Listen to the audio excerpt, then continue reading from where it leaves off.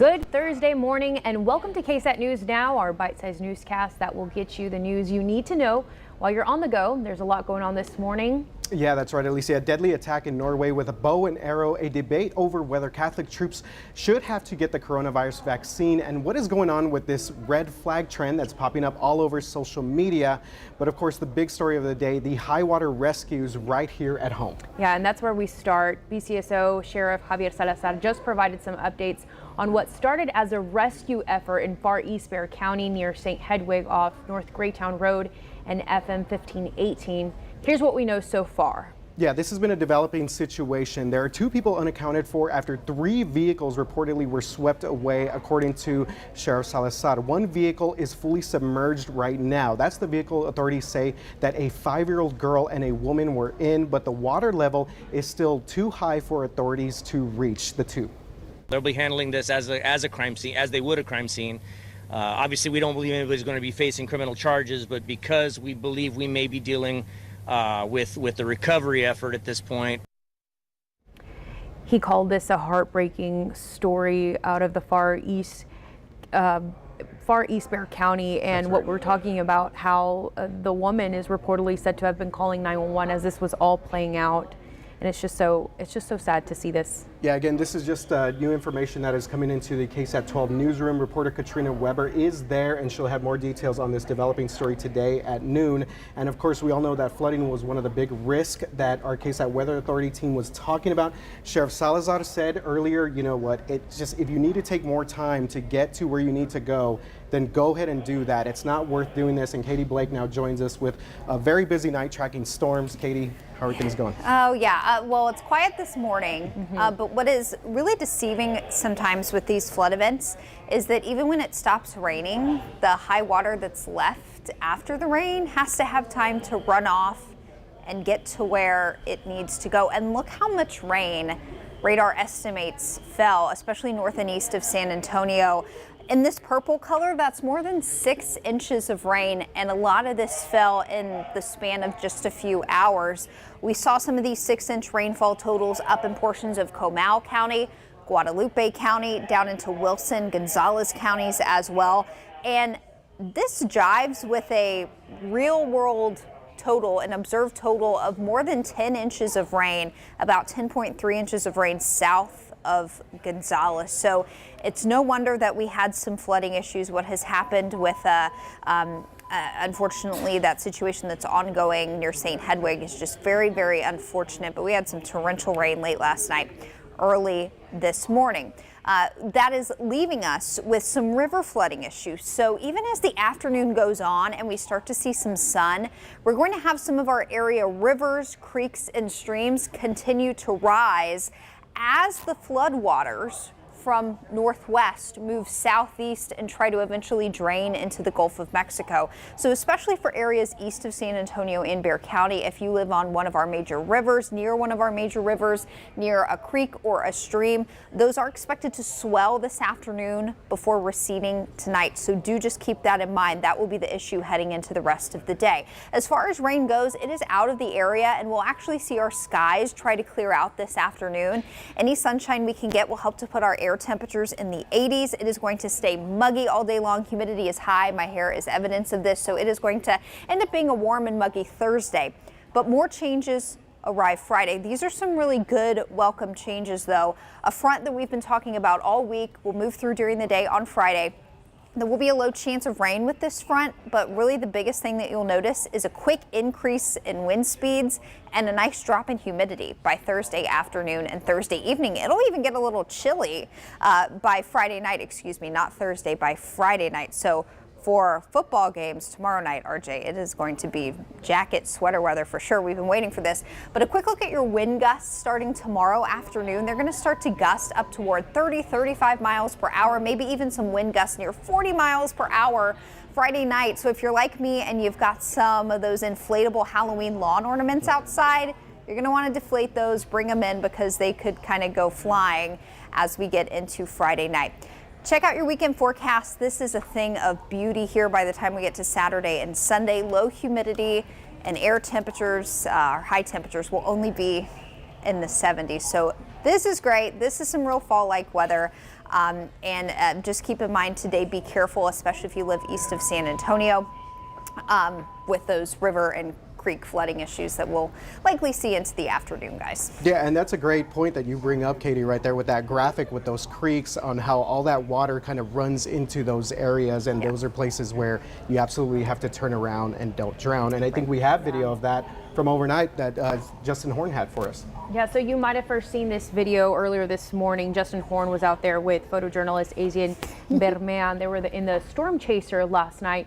This was at Old Grissom Road where Culebra Creek crosses. Everyone thankfully was okay. So this is the video here. Yeah, and again, Justin's out there storm chasing all night with AZN, and again, you could see that in that video that we just have right there that there was a car that was submerged underwater there. Now, fortunately, in that situation, everyone seemed to be okay, and Justin even spoke to someone out there who was trying to help out those people that were in vehicles. This individual said that he even tries to put up blockades himself sometimes and barricades, but that people just generally just drive around those blockades that he puts up. Yeah, I think it can be a little deceiving, but obviously we've reported it. We've heard from authorities firsthand. If you see these barricades, listen, do not go through. I mean, just look at the rush of that water. It's just so dangerous. And unfortunately, well, in this case, everyone is okay. But again, referring back to that ongoing situation over in Far East Bexar County near St. Hedwig involving the woman and the 5-year-old, it's just tough. Yeah. So and again, give yourself extra time today. Right. Don't just think because it's not raining anymore that we're okay. There is still a risk out there. Right, and that's again what Sheriff Salazar wanted to reiterate this morning during his press conference. And if you are on our website, KSAT.com, we also have the very latest information. We're hearing that the 5-year-old was an elementary student in the East Central Independent School District. So again, more details are going to come out as we continue to move along the day, and we'll see how those recovery efforts go. All right, switching gears here overseas to a chaotic scene in Norway where a man armed with a bow and arrow killed 5 people and wounded 2 others earlier this morning in a series of attacks that in a Norwegian town. Yeah, that's right. One of the people who was injured was an off-duty police officer. The suspect is in custody and has been charged. He's a 37-year-old man, and authorities say that they are treating this as an apparent act of terrorism.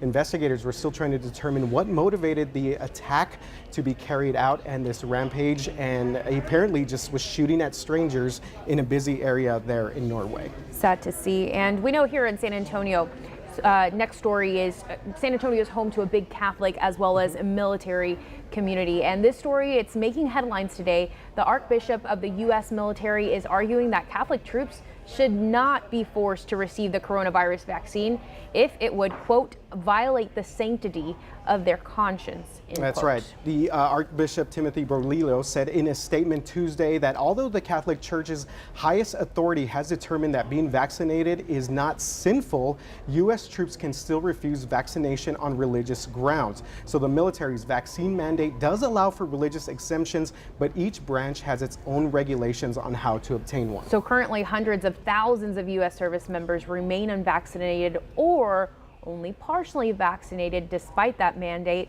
But we know time is running out for the service personnel to get the vaccine. For airmen, the deadline is October 19th, so just 5 days away. The Navy and Marine, their deadline for active duty troops is now November 28th. And the Army, they still have a little bit more time.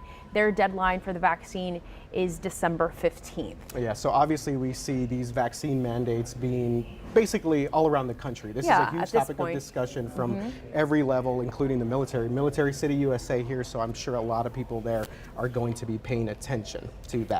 Well, staying at home, a popular gift shop is once again the talk of the town. We're talking about Feliz Modern. It has 2 locations. It's Texas-based business, and Yelp has selected it for one of their popular lists. Yeah, this is the top 10 list of Latin-owned places to watch in home and decor.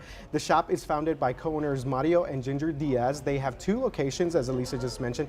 And if you've ever been, you know that it can be colorful. There's a lot of local and global art there, unique gifts, even home decor, all with a San Antonio flavor. Yeah, I feel like it's like when Target, when you go in for one thing, but you walk out with like 10. Right. That is the experience at Feliz. And they were selected based on a national presence, average rating and review counts, in addition to using human, of course, curation to identify trend-setting businesses here at home. Yeah, and of course, I've seen some pretty interesting stuff from there, like these concha earrings and things like that. I know you've shopped there a few times, maybe?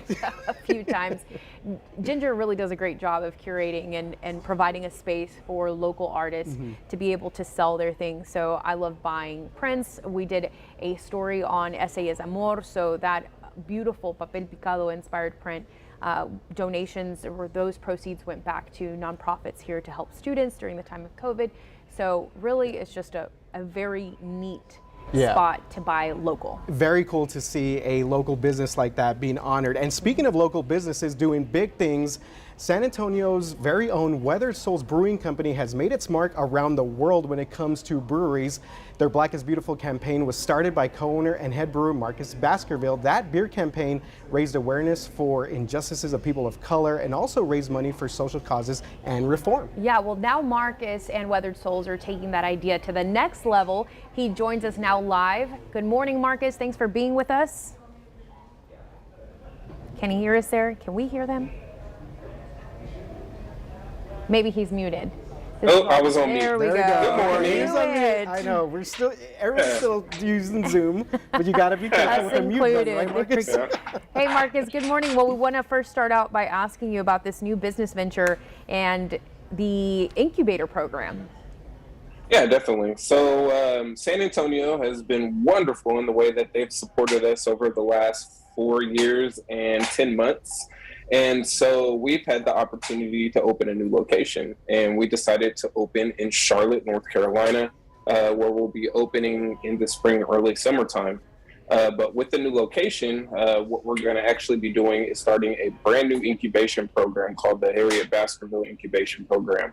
And what it is we're going to be allowing minorities, people of color, women who are in the process of already opening a brewery, that have breweries in planning that typically contract brew. Where that gap lies is typically these individuals don't have the financial means to run brick and mortars, they don't have the relationships built or the resources to be able to open locations. So what we're going to do is kind of bridge that gap, allow them to come brew on our equipment, work on common CIP practices, brew house procedures. We've partnered with a couple of yeast companies, grain companies, even going into hops, so we can create an educational aspect of it. And by the end of it, what they'll be able to do is have almost an advantage in the industry, which typically isn't given to minorities and people like myself, to be able to kind of progress when they actually physically get out there and ready to open.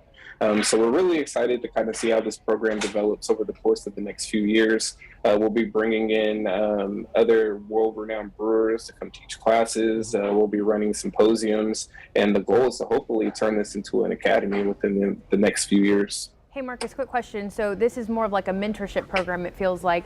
Is this something you wish you had when you started out, or what kind of inspired you to do this? Definitely, and that's part of what got me to go ahead and do this. Actually, I was on a Peloton ride, riding to Tunde, and she gave the quote basically that sometimes your passion isn't always your purpose, and sometimes your purpose isn't always your passion, and that made me think. It resonated with me, and so. We had this opportunity with this new equipment that I'm not going to be brewing there all the time. And so I thought it would be the perfect fit to be able to have this incubation program to kind of start that educational processes for people like myself, because no, I did not have those options when I first got into the beer scene. So I remember the first time that I went out to Weathered Souls and I went into the lab, as Marcus mentioned, he liked to call himself a little bit of a mad scientist in there with all the different flavors and tastes and things like that. So obviously, if people are listening to this or see this later on KSAT.com, definitely take advantage of this incubation program. Marcus is doing some big things, but we have a few questions, Marcus, for you from a KSAT viewer. And this is from Ricardo Moreno, and he's asking about breweries locally expanding to the south side and more in the downtown area. Now, we've seen Black Laboratory, they've expanded out to the east side, but are you seeing a little bit more of that, breweries kind of going to these different areas across San Antonio? Definitely. I know there's going to be another local brewery that is moving locations to that area soon. I can't give up their name, but Yeah, I mean, definitely you see places within San Antonio, especially breweries, trying to expand to those areas, especially as they become a little more popular and gentrified. For us ourselves, we're even trying to work with the city locally and open a pop-up location downtown, to where we'll be able to be in a brand new location that typically those individuals don't get access to our beers, or don't make it to the brewery that often since we're so far. And so, since that's such prime real estate within these days, it definitely makes sense that a lot of these breweries are starting to open in those locations. Marcus, and we know that talking about inspiration, we know of two things that inspire you: helping others and, of course, social justice movements. But what else inspires you to try something different when it comes to brewing? I think for me, it's the whole artistic, creative aspect of it. I mean, at the end of the day, you look at some of the brewers and some of the concoctions that we come up with, and it's almost a sense of art. And so for me, it's more so of, I guess, just trying to outdo the last thing that I typically did, or the last beer that I came out with, and seeing how we could kind of progress from there. My goal as a brewer is to always one up myself with everything that we do. And so it's just more so about doing something fun out of pocket, or something that people wouldn't normally expect to see from the brewery. Well, Marcus, thank you so much for joining us this morning and letting us learn more about this incubation process and just your process in general. I'm sure we can all learn from that. Marcus, thank you so much. Yeah, thanks a lot for the time, Marcus. Really appreciate it, and can't wait to go back out there to Weathered Souls. Got some always interesting things going on out there. Come pay us a visit soon. For sure, man. All right, RJ, I want to take you to this trend. Okay. It's a Twitter trend. Have you heard of the red flag emoji? Okay, so I just saw this pop up yesterday. I was scrolling through Twitter, just trying to get some updates on the Spurs because they had a scrimmage yesterday, and I saw some very interesting things. Apparently, this is called a red flag emoji trend, and this is supposed to be, okay, for people as if we needed another trend, I know, first yeah, of all.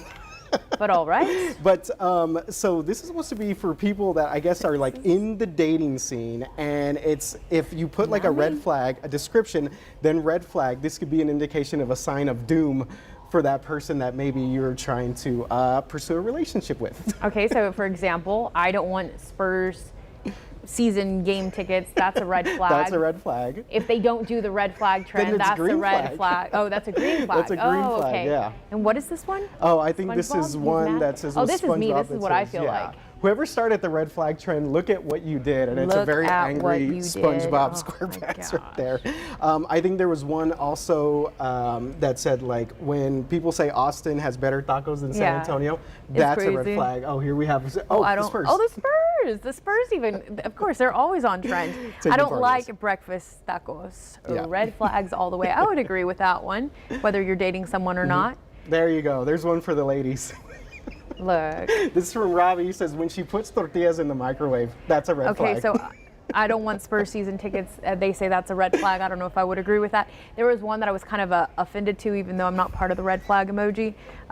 Red flag emoji trend was if they flip the tortilla with a fork. I'm not trying to burn. That's a red flag. I'm not my grandma. I am not my mother.